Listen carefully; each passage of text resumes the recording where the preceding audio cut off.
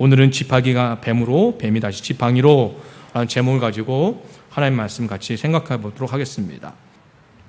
우리 하나님께서 모세를 떨기나무 불꽃 가운데서 부르신 이유가 무엇입니까? 그것은 다름이 아니라 애굽에서 고통받고 있는 이스라엘 백성들을 해방시키기 위한 것이었습니다. 모세가 네 하고 대답했으면 참 좋았겠지만 가라는 그 하나님의 명령을 피하기 위해서 두 번이나 걸쳐 이런저런 핑계를 대게 됩니다. 그때마다 우리 하나님께서는 적절한 대답으로 모세를 설득하게 되지요. 그런데 또 모세는 거절한 마음을 가지고 하나님께 세 번째 또 이렇게 묻습니다. 그 내용이 오늘 본문 출애굽기 4장 1절입니다. 읽어보면 이렇습니다. 모세가 대답하여 이르되 그러나 그들이 나를 믿지 아니하며 내 말을 듣지 아니하고 이르기를 여호와께서 내게 나타나지 아니하셨다 하리이다 이렇게 묻습니다. 이 모세의 말은요, 하나님이 자신에게 나타나셨고 자신을 보내셨는데 그에 따른 눈에 보이는 물증이 없으면 믿고 따라 나설 사람이 없을 것이라는 그런 뜻입니다. 이 물음이 모세가 하나님께 이렇게 묻는 이유가 뭘까요? 그것은 또한 하나님의 부르심에 세 번째로 거절하고 있다라고 우리는 이렇게 이해할 수 있습니다. 이 모세의 물음에 우리 하나님께서는 또 이렇게 대답을 하십니다. 2절부터 4절 말씀입니다. 여호와께서 그에게 이르시되 내 손에 있는 것이 무엇이냐? 그가 이르되 지팡이니이다. 여호와께서 이르시되 그것을 땅에 던지라 하시매 곧 땅에 던지니 그것이 뱀이 된지라. 모세가 뱀 앞에서 피하매 여호와께서 모세에게 이르시되 내 손을 내밀어 그 꼬리를 잡으라. 그가 손을 내밀어 그것을 잡으니 그의 손에서 지팡이가 된지라 라고 하는 하나님께서 이 모세의 답변을 이렇게 이적을 통해서 대답을 하시는 거죠. 이 말씀의 의미는 무엇입니까? 하나님께서 모세에게 손에 있던 지팡이를 땅에 던지라 라고 말씀하시죠. 모세가 하나님의 말씀대로 지팡이를 던졌더니 그것이 뱀으로 변하게 됩니다. 그 광경을 못 겪은 모세는 겁이 나서 피하게 되지요. 다시 하나님께서 모세에게 말씀하십니다. 뱀의 꼬리를 잡으라. 말씀대로 했더니 다시 지팡이가 되었다라는 말씀입니다. 자, 하나님께서 이 지팡이를 뱀으로 변하게 하신 이 기적을 행하신 이유는 5절에 이렇게 알려줍니다. 이는 그들의 조상의 하나님, 곧 아브라함의 하나님, 이삭의 하나님, 야곱의 하나님 여호와가 내게 나타난 줄을 믿게 하려 함이라. 그러니까 하나님은 이 기적을 통해서 하나님이 너를 보내셨다, 하나님 나에게 나타나셨다, 이것을 믿게 하려는 이유로 기적을 베풀었다라고 이렇게 우리에게 말씀하고 있습니다. 자, 그런데 이 말씀을 읽으면서 저는 궁금했습니다. 아니, 하나님 모세를 보내셨던 증거를 굳이 지팡이로 뱀을 변하는 기적 말고 더 다른 기적을 보여줄 수 있지 않습니까? 한 방에 믿을 만한 그런 기적, 이런 거를 하나님 보여주시면 다들 겁나고 또 하나님이 정말로 나타나셨구나, 이거를 믿고 모세의 말을 듣지 않겠습니까? 이런 생각이 들었어요. 그런데 하나님께서 믿게 하려고 지팡이를 뱀으로 만드는 기적을 보내셨는데 결국은 안 믿게 됩니다. 자, 한번 말씀 볼까요? 출애굽기 17장 10절에서 13절 말씀입니다. 자, 출애굽기 10장 10절 13절 앞에 보시겠습니다. 자, 모세와 아론이 바로에게 가서 여호와께서 명령하신 대로 행하여 아론이 바로와 그의 신하 앞에 지팡이를 던지니 뱀이 된지라. 이랬으면 어떻게 해요? 이제 바로가 이걸 보고 야, 하나님께 보내신 건 맞구나 하고 믿으면 얼마나 좋겠습니까? 그런데 어떤 일이 벌어지냐? 11절에 보면 기가 막힌 일이 있습니다. 바로도 현인들과 마술사들을 부르매 그 애굽의 요술사들도 그들의 요술로 그와 같이 행하되 각 사람이 지팡이를 던지며 뱀이 되었으나 아론의 지팡이가 그들의 지팡이를 삼키니라. 그러나 바로의 마음이 완악하여 그들의 말을 듣지 아니하니 여호와의 말씀과 같더라라고 말합니다. 결국은 이 지팡이가 뱀으로 만드는 기적은 모세만 할 수 있는 특별한 기적이 아니라 바로의 옆에 있는 요술사들도 그런 기적을 행할 수 있었다는 거예요. 그러니까 바로가 너가 하나님 보냈어? 웃기지 마라 하면 똑같이 하니 믿겠습니까? 안 믿겠습니까? 안 믿지요, 당연히. 그런데도 불구하고 왜 하필 하나님께서는 모세에게 자꾸 거절하는 모세에게 그 첫 번째 기적을 지팡이가 뱀으로 만드는 기적, 다시 뱀이 지팡이로 돌아오는 기적, 이것을 베풀었을까 하는 것을 한번 생각해 보자는 겁니다. 물론 오늘 본문의 말씀은 하나님께서 모세를 부르시고 애굽에 보내시기 위해서 지팡이가 뱀이 되고 또 멀쩡한 손이 나병에 걸리고 이런 기적을 베푸셨구나 하고 성경을 넘겨도 돼요. 그런데 우리는 성경에 대한 목마름이 있잖아요. 하나님에 대해 더 알고 싶은 그런 마음이 있잖아요. 그러니까 이 기적들을 그런 기적을 베푸셨구나 하고 넘어갈 것이 아니라 왜 이런 기적을 베푸셨을까? 왜 지팡이가 뱀이 됐지? 왜 멀쩡한 손이 손에 넣었다 꺼내니까 왜 나병이 생겼지? 왜 하나님께서 이 기적을 지금 모세 앞에서 베푸신 걸까? 그 이유가 뭘까? 우리는 생각을 해 보아야 한다는 겁니다. 자, 우선은 이 본문 등장하는 두 가지 기적은요, 하나님께서 나 안 가요, 나 못해요 이렇게 거절하는, 또 굳은 모세의 마음을 움직이시려고 설득하시는 모습을 반영하고 있다는 거예요. 모세가 너무나도 하나님의 부르심이 완강하다 보니 하나님 부르심에 순종하지 않기에 하나님은 이 기적의 방법을 통해서 모세를 설득하고 계시다는 겁니다. 그리고 모세가 앞으로 애굽에 가서 행할 것들의 예표라는 거죠. 이것이 겉으로 난 의미가 됩니다. 그렇다면 숨겨진 의미가 무엇일까요? 이 기적을 통해서 하나님께서 우리에게 알려주신 뜻이 무엇일까요? 이걸 생각해 보자는 거죠.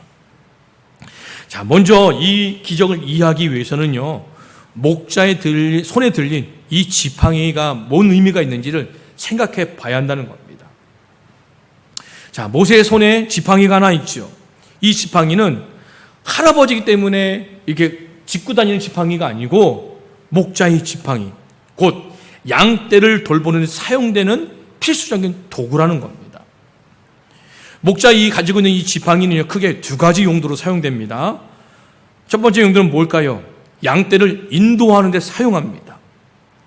목자는 이 지팡이를 사용해서 양떼가 길을 잃지 않도록 안내하고 또 위험한 장소를 피하도록 또 그 지팡이로 이끌어가지요.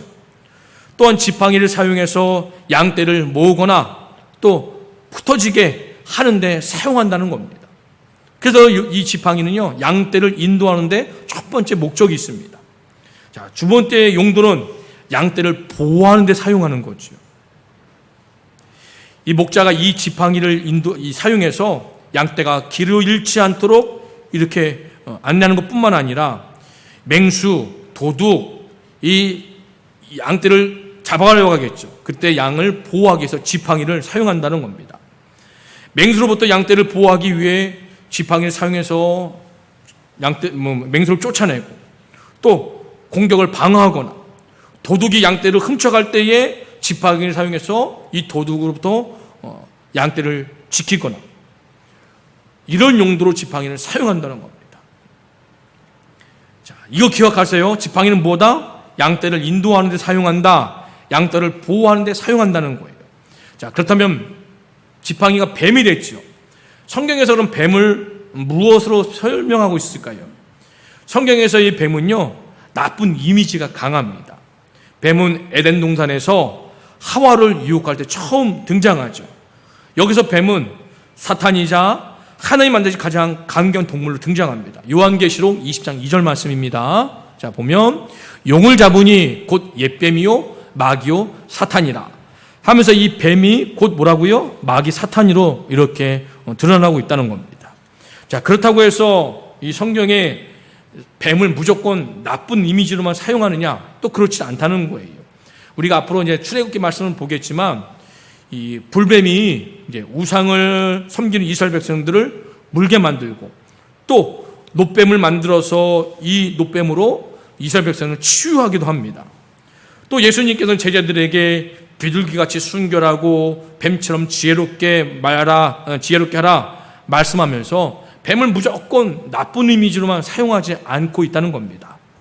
자, 그런데 이 본문에서 뱀은요, 하나님 뜻을 거스르는 것 상징, 그러니까 나쁜 이미지로 사용하고 있다는 거죠. 이런 이해를 가지고 지팡이가 뱀이 되고 뱀이 다시 지팡이로 변한 이 기적의 뜻은 이렇습니다. 첫째, 지금 모세를 보세요. 하나님의 부르심에 순종하지 않고 자꾸만 거절하고 있죠. 이 모습은 뭡니까? 뱀과 같은 거예요. 또 하나님께 순종하여 잡은 지팡이는 앞으로의 모세의 모습을 비추고 있다는 겁니다. 그러니까 이런 겁니다. 하나님께서 모세에게 목자로서 양떼를 돌보고 인도하고 지키는 것처럼 내 백성 이스라엘을 인도하라 이렇게 말씀하시잖아요. 그런데 모세는 뭐예요? 너 못해요, 안 돼요 라고 뱀처럼 행동하고 있다는 거예요. 하나님께 순종하기보다 거스르고 있습니다. 그런 모세에게 모세야, 뱀이 아니라 지팡이로 돌아오라 이렇게 말씀하고 있다. 저는 그렇게 이 말씀을 이해하고 있다는 겁니다. 자, 두 번째, 그럼 이 기적이 뭘 의미하느냐? 애굽의 우상 문화를 이해하면 이 문제가 풀어집니다. 자, 애굽인들에게 뱀은요 어떤 의미가 있을까요? 그들은 뱀은 순종, 생명, 죽음, 재생, 재탄생, 치유, 지혜, 보호 이런 상징의 의미를 가지고 있습니다. 그 뱀은요 애굽의 신화에서 보면 바로를 보호하는 신으로 등장합니다. 자, 사진 한 장 볼게요. 자, 보시죠. 이게 뭐냐면 이제 애굽의 파라오이 담는 관 같은 그런 거거든요. 근데 머리에 딱 보면 자세히 보이실지 모르겠지만 요 이마 앞에 뭐가 달려 있어요? 뱀이 달려 있어요. 뱀이. 자, 다른 그림 보겠습니다. 하나 넘겨보세요. 자, 더 구체적으로 클로즈업해서 딴 겁니다. 뱀 보이시죠? 코브라. 네, 이렇게 달려 있어요. 왜 그러냐? 이게 바로 뭐냐면 애굽의 바로를 보호한다는 신이 바로 뱀의 형상을 가지고 있는 거거든요. 그래서 이 뱀은요, 이 애굽 땅에서 굉장히 왕을 보호하는 신으로서 이렇게 의미가 담겨 있다는 거죠. 그러니까 이 뱀이 어떻게 해요? 지팡이에 별다는 것은 뭐냐면 애굽에 보호하는 신은 끝났다는 거예요. 하나님께서 모세를 통해 그렇게 하시겠다라고 하는 상징적 의미가 담겨 있다는 거예요. 자, 세 번째, 또 무슨 의미가 있을까요? 이스라엘 민족의 상황입니다. 자, 제가 이 말씀 중에 가장 먼저 깨달은 게 그거였어요. 자, 말씀 보면 창세기 넘겨주세요. 3장 15절 말씀입니다. 자, 원복음이라고 하는데요, 이런 말씀입니다. 내가 너로 여자와 원수가 되게 하고 내 후손도 여자의 후손과 원수가 되게 하리니 여자의 후손은 내 머리를 상하게 할 것이요 너는 그의 발꿈치를 상하게 할 것이니라 라고 이렇게 얘기를 합니다. 자, 이 표현은 뭐냐면 이렇게 이해할 수 있는 거죠. 지금 애굽 땅에서 이스라엘은 어떻습니까? 억압당하고 학대당하고 그런 상황 속에 있는 거죠. 그러니까 결국 뭐예요? 하나님께서 모세에게 뱀의 머리가 아니라 꼬리를 잡으라고 말씀하십니다. 뱀을 잡으려면요 머리를 비틀거나 꼼짝 못하게 해야 돼요. 왜 그러냐? 독이 입에 있기 때문에. 근데 꼬리를 잡았다가는 뱀에게 물리고 죽을 수도 있다는 거예요. 그런데도 불구하고 하나님은 꼬리를 잡으라고 하십니다. 그것은 곧 이스라엘 발꿈치, 꼬리 이렇게 저는 이제 바꿔서 표현하거든요. 이렇게 발꿈치를 상하게 하는 애굽을 무너뜨리게 하겠다라는 의미가 담겨 있다는 거죠. 그런 의미를 가지고 하나님께서는 모세의 지팡이를 뱀을 다시 지팡이로 이 기적을 베푸셨다라고 저는 이 말씀을 준비하면서 이 세 가지를 깨닫게 되었습니다. 자, 그런데 우리 하나님께서는요, 이 한 가지 기적만으로 모세를 설득하기에 충분하지 않다고 여겼는지 또 다른 기적을 하나 보여주십니다. 본문의 6절, 7절 말씀입니다. 자, 보겠습니다. 자, 6절, 7절 말씀해 보면 여호와께서 또 그에게 이르시되 내 손에 품을 넣으라 하시매 그가 손에 품을 넣었다가 내어보니 그의 손에 나병이 생겨 눈같이 된지라. 이르시되 내 손을 다시 품에 넣으라 하심에 그가 다시 손에 품을 넣었다가 내어보니 그의 손이 본래 살로 되돌아왔더라 라고 하는 말씀입니다. 왜 하나님께서는 또 이 모세의 손에 나병이 생기는 그 기적을 모세에게 보여주셨을까라고 하는 겁니다. 우리가 그냥 그런 기적을 베푸셨구나 하면은 아무 의미가 없어요. 왜 하나님이 이런 기적을 모세에게 보여주셨는지 그 의미를 우리가 알아야 된다는 겁니다. 성경에서 처음으로 나병을 언급한 곳이 오늘의 본문의 말씀입니다. 하나님께서 하고 많은 이적 중에 왜 하필 나병의 기적을 모세에게 보여주셨을까라고 하는 거죠. 자, 먼저 나병이라는 질병을 한번 생각해 보겠습니다. 우리 성도님들, 나병의 가장 큰 특징이 무엇이 있을까요? 나병은 주로 피부, 신경계, 호흡계, 그리고 눈에 영향을 미칩니다. 나병의 특징은 다음과 같습니다. 자, 피부에는 어떻게 해요? 흰색, 붉은색 반점이 나타나면서 자꾸 딱딱해져요. 신경계는 어떻습니까? 신경이 손상돼서 마비가 오고 감각의 이상이 와요. 뜨거운 걸 만져도 뜨거운 거를 못 느끼게 돼요. 바늘을 찔러도 아픈 걸 못 느끼게 돼요. 눈은요, 또 실명에 이르게 됩니다. 또 호흡기에 영향을 줄 때는 기침이 나오고 숨쉬기 곤란해지죠. 이런 특징 등이 있는데 가장 큰 특징이, 나병의 가장 특징이 뭐냐면 바로 무감각이라는 거예요. 무감각. 예전에 저도 이제 한번 그 배를 타고 섬에 가는데 몰랐어요. 이 어떤 어르신인데 이 코가 이렇게 떨어져 나갔더라고요. 근데 저는 그게 그냥 아파서 보면 나중에 그게 나병인지 몰랐거든요. 그런데 불구하고 통증을 못 느끼는 거예요. 나병의 특징이 귀가 떨어져 나고 손가락이 떨어져 나고 발이 썩어도 통증을 못 느낀 거예요. 무감각한 거지요. 자, 지금 모세 상태를 보세요. 무감각하지요? 하나님께서 모세를 부르시면서 뭐라고 말씀하십니까? 모세야, 내가 너와 함께 할게. 약속의 말씀을 들었습니다. 그것뿐만이 아니죠. 모세에게 하나님이 어떤 분인지 알려주셨어요. 우리가 볼 때는 모세는 지금 얼마나 큰 축복을 누리고 있으면 특권을 누리고 있습니까? 호레산 떨기나무 불꽃에 임재하신 하나님의 영광이 가득한 그곳에 모세가 있음에도 불구하고 모세는 어떻게 해요? 무덤덤해요. 무감각해요. 그리고 이스라엘 백성들을 보세요. 자, 먼저 보면은 이런 말씀입니다. 자, 출애굽기 5장 20절에 21절 말씀입니다. 말씀을 두 번 넘기실 거예요. 넘겨보면 이런 말씀이 있어요. 그들이 바로를 떠나 나올 때에 모세와 아론이 길에 서 있는 것을 보고 그들에게 이르되 너희가 우리를 바로의 눈과 그의 신하의 눈에 미운 것이 되게 하고 그들의 손에 칼을 주어 우리를 죽이게 하는도다 라고 얘기합니다. 자, 이 말씀 뭐냐면 모세와 아론이 바로 앞에 가서 우리 백성들, 이스라엘 백성을 광야에 나가서 하나님께 예배드리게 해달라라고 했다는 거예요. 그랬더니 바로가 뭐라냐? 너희들이 배가 부르는구나. 그러면서 앞으로 고된 노동이랄 때 흙을 줘야 벽들을 만드는데 흙도 안 주고 재료를 주지도 않고 벽들을 만들으래요. 어떤 재료 없이 그걸 행사하래요. 근데 그렇게 얘기를 들은 이스라엘 백성들이 하나님께서 모세를 통해서 우리를 이제 이 억압과 압제 속에서 우리를 구원하시는 것보다 그렇게 생각하지 않습니다. 도리어 뭐예요? 모세를 원망해요. 아론을 원망해요. 왜 그럴까요? 하나님에 대해서 영적으로 무감각한 거예요.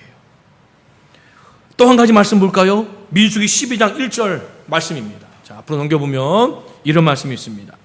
모세가 구스 여적에 취하였더니 그 구스 여적을 취하였으므로 미리암과 아론이 모세를 비방했어요. 자, 8절. 그럼 이렇게 말합니다. 너희가 어찌하여 내 종 모세를 비방하기를 두려워하지 아니하느냐? 여호와께서 그들을 향하여 진노하시고 떠나심에 구름 장막 위에 떠나갔고 미리암은 나병에 걸려 눈과 같았더라 라고 하는 거죠. 그러니까 미리암도 뭐예요? 모세가 하는 일들에 하나님이 인정하시고 하나님께서 기뻐하시는데도 불구하고 원망하고 비판을 하는 거예요. 무슨 말입니까? 무감각한 거죠. 원망하면 안 된다는 거. 어떤 일이 돌아오는지 모르는 거죠. 그런 것 때문에 나병 걸렸다는 겁니다. 즉, 이 나병의 기적을 통해서 모세야, 너 왜 지금 나와 함께 하신 너에게 얼마나 큰 영광인지 모르고 왜 이렇게 무감각하느냐? 지금 이스라엘 백성들도 이 400년 넘은 시간 동안에 애굽에서 종살이하면서 하나님에 대한 무감각한 감정, 그런 것들을 말씀하시면서 뭐예요? 원래도 돌아왔잖아요. 이젠 너를 통해서 나에 대해서 무감각했던 것들을 이제 회복시켜 주겠다라는 의미가 담겨 있는 거예요. 그런 의미가 바로 이 기적의 두 가지인 것을 제가 말씀을 준비하면서 깨달았다는 겁니다. 하나님이 보여주신 이 기적은요, 모세에게 이렇게 말씀하신 것 같아요. 모세야, 너 이제 뱀처럼 살지 말고 지팡이처럼 살아야지. 모세야, 너 나병처럼 살면 어떡하니? 이렇게 말씀하신 것 같았습니다. 이 말씀 모세뿐만 아니라 우리에게도 말씀하시는 겁니다. 신상교회 귀한 성도님들, 하나님이 지금 우리를 부르시고 계십니다. 그러면서 뭐라고 말씀하세요? 뱀처럼 살지 말라는 겁니다. 무감각하게 나병처럼 살지 말라는 거예요. 하나님의 영광이 임재할 때에 그 말씀에 순종할 수 있는 그런 삶의 자리를 돌아오라는 겁니다. 그리고 내가 너를 지키고 돌보고 인도하신 것처럼 너도 이제 나가서 그렇게 살라는 거죠. 그 의미가 오늘 본문의 말씀의 기적에서 찾은 그런 은혜였습니다. 우리 귀한 성도님들, 지금 어떻게 살아가고 계십니까? 봐도 기쁘지 않고 뭘 봐도 슬프지 않고 감정이 메말라 계십니까? 무감각한 삶으로 세상 소식을 듣고 하나님을 마주해도 별로 마음에 동요되는 것이 없습니까? 이 무감각한 감정을 회복하셔야 돼요. 그리고 하나님 말씀의 인도에 따라서 사는 것보다 고집대로, 욕심대로 나 안 돼요 거절하면서 뱀처럼 살려고 하십니까?